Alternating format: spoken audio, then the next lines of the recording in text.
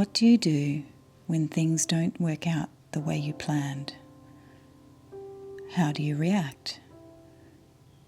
I can tell you, my first instinct generally is to freak out a little bit, followed by a doubling down of trying to make things look and feel perfect again. A bit of fake it till you make it, I suppose. The fake it until you make it mentality is, I believe, partly to blame for how I ended up with a 200 plus bottle perfume collection.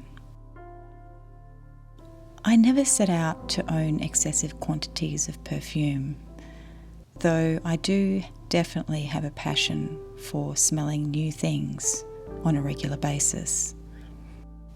Whenever I feel like my life is getting off track, or whenever I am feeling bad about a failure or setback, or falling victim to the dreaded comparison trap, I try to find other ways to make my life look like it should.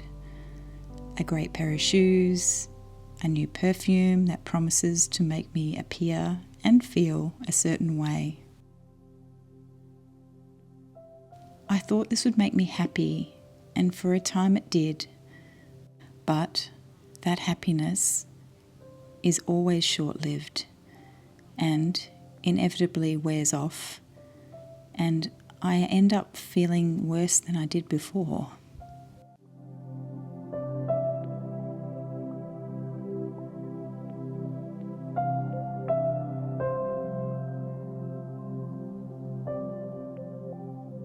I realise now that I was focusing too much on the aesthetics of my life rather than the substance.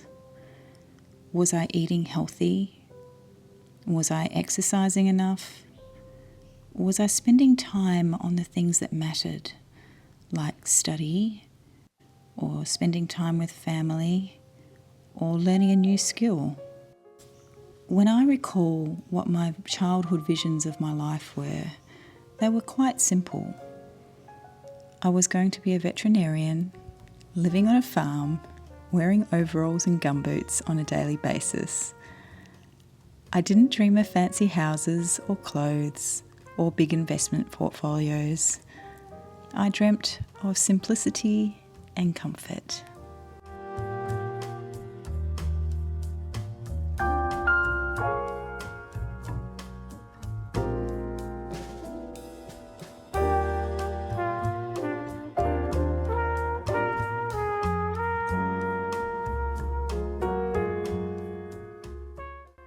Somehow, over time, the image of my ideal life began to change. I started to dream less of a quiet country life and more of a corporate job in a big bustling city, living alone in a modern, minimal apartment, adorned with expensive-looking art and gleaming white rugs, which magically remained pristine despite the dog that also shared my apartment in this vision. Neither of these visions has translated to reality. But somehow I did end up developing an obsession for high-end accoutrements for which I have a definite but baffling attachment to. That attachment, I realise now, is somewhat born out of a desire to have a life that looks perfect, an appearance which says something about me being successful, and that might sometimes garner appreciative glances from others. The things, the stuff, is an attempt to emulate the vision that I once had of having made it, whatever that means.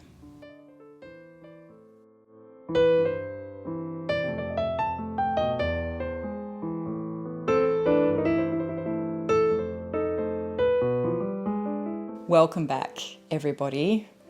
Well, I made it. I made it through February without a single unauthorized purchase.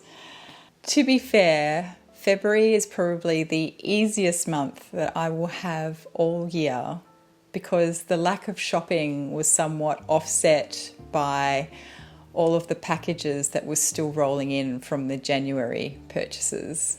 I did find that I was still shopping. I was still going onto websites and looking to see what was there, looking to see what was coming up in the Facebook groups for sale, knowing that I couldn't buy anything. And it did feel kind of safe to do that because I knew in my mind that I wasn't buying anything. But it was just a curiosity thing to see what was there. And I did that well into February, probably until well after Valentine's Day. But then after Valentine's Day, all of a sudden my inbox just exploded and I became really, really busy at work. So the fascination with shopping and looking at sites for things that I can't buy anyway kind of started to diminish around mid-February because of the whole workload thing. I was also becoming much more dedicated to my exercise regime. I had a whole program. I had very set days of things that I had to do. I was back at yoga as well, so I was doing yoga and Pilates a few times a week and then still going to the gym. Suffice to say, I had a very strict schedule around things that I needed to do, and I was trying my best to stick to those. It did mean a lot of early mornings, so I've basically been getting up at 4:30 most days to get to these classes really early so that I would still get home and be at my desk at a decent hour, because I've had so much work to do that I just wanted to be at work as early as possible most days. And also mornings are my best working time. So I guess what I'm trying to say is around all of that, you know, February was a really busy month life-wise for me, and consequently I wasn't really worrying too much about shopping, or I wasn't thinking too much about purchasing things, so I didn't really miss it, is what I'm trying to say. The other thing too is that I realised how much time it takes, and I already had a bit of an inkling of this in January when I decided to do this no buy, because I spent several days looking for that one perfume, trying to track it down. But it really has hit home. Now that I'm back to exercising regularly, I'm definitely back at work and it's full on, and I've just realised how much time I waste, how much time I spend thinking about buying things, looking for things to buy and mulling over whether or not I should buy them. Just the mental headspace that it takes up. And I still was battling with that a little bit in February.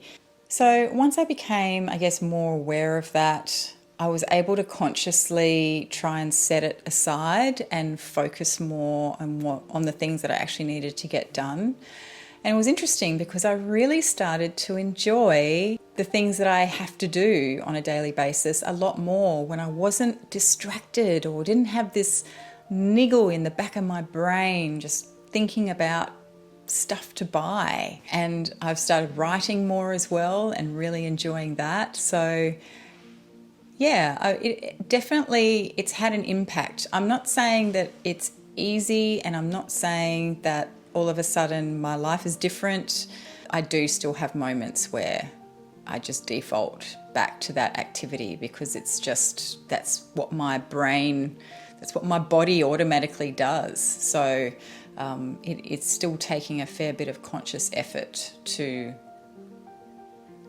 ingrain myself into another activity that is more productive or constructive. There was a day in mid-February when I was driving home from the gym, and for some reason a particular perfume popped into my head, one that had been talked about a little bit on social media, and my immediate thought was, when I get home I'll jump onto the website and see if I can track down a sample of it. But then my next thought was, no, I can't do that because I'm on a no buy. And I didn't feel any pain or sense of loss upon realising or remembering that I was on this no buy and couldn't do that. But it was interesting to observe the fact that that was still my default position. Whenever I saw or heard about something that I thought sounded interesting, my immediate thought was, oh, I need to try and get a sample of that. I also wonder, in hindsight, that if I hadn't been driving home, would I have actually gotten to the point of going onto the website and maybe even adding something to the cart before having that realization or before remembering that I was on this NOBUY? The fact that I was driving and couldn't pick up my phone and immediately start scrolling, I think was part of the reason why I was able to work through that process. And so by the time I got home, it was out of my mind and I wasn't thinking about it anymore. When I decided to do this NOBUY in January, I imagined that moments like that would cause me angst. They would make me feel really frustrated and maybe a little bit angry and annoyed with myself for putting myself in this situation where I couldn't buy the thing that I wanted to buy. But it was interesting to note that I didn't feel that at all. I didn't feel a sense of loss or anything. I just, realised and went, oh, okay, well, there's no point looking then because I can't buy it anyway.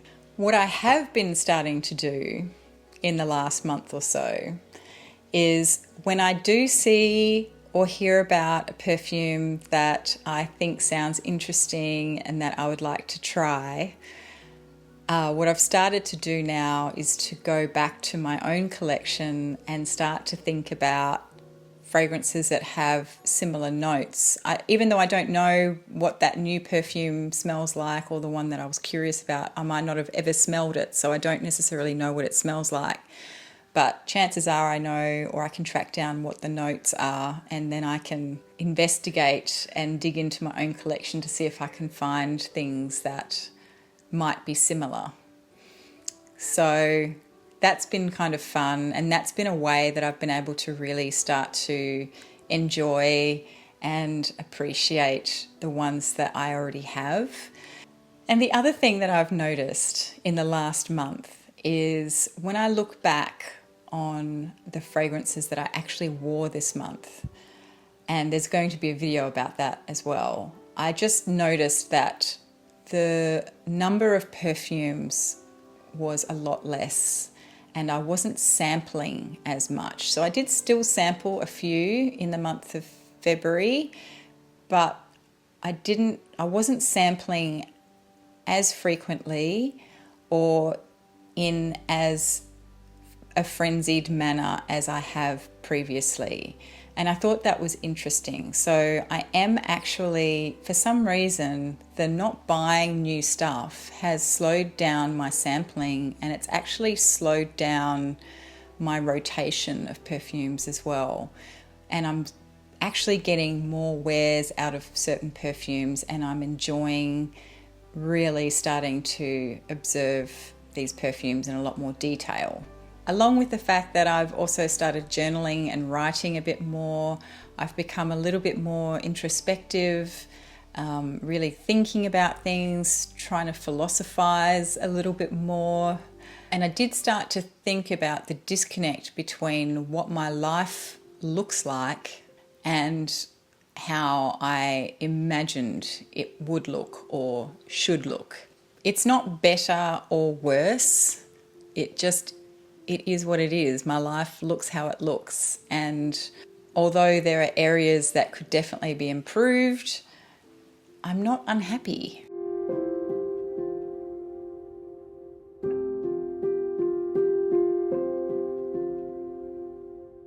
So that's all I really had to say, I think, for the month of February, my first month of NOBUY.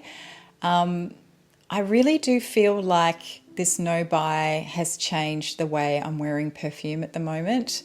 It's almost like it's given me permission to slow down the sampling and actually get proper wears out of the fragrances that I have, full wears. And it's interesting because before I used to really struggle with that because I felt like even when I had a full bottle of something, it was almost like I didn't want to commit to a full wear because I wanted to be able to try lots of different things throughout the day. And at the moment, I'm doing less of that. And now I'm just wearing 1 or 2 perfumes a day and getting proper wears out of them, and sometimes wearing them, the same perfumes, for several days in a row. So that's been really interesting. All right, so I hope that wasn't too boring and too chatty for you. I know there was no actual showing of perfumes, but that's just how I felt in February. It seemed pretty easy actually, but I know it's going to get harder because, as I said, a lot of things were still rolling in the mail. Anyway, I'm going to leave it there. I hope you are all having a wonderful weekend, and I'll speak to you soon. Bye.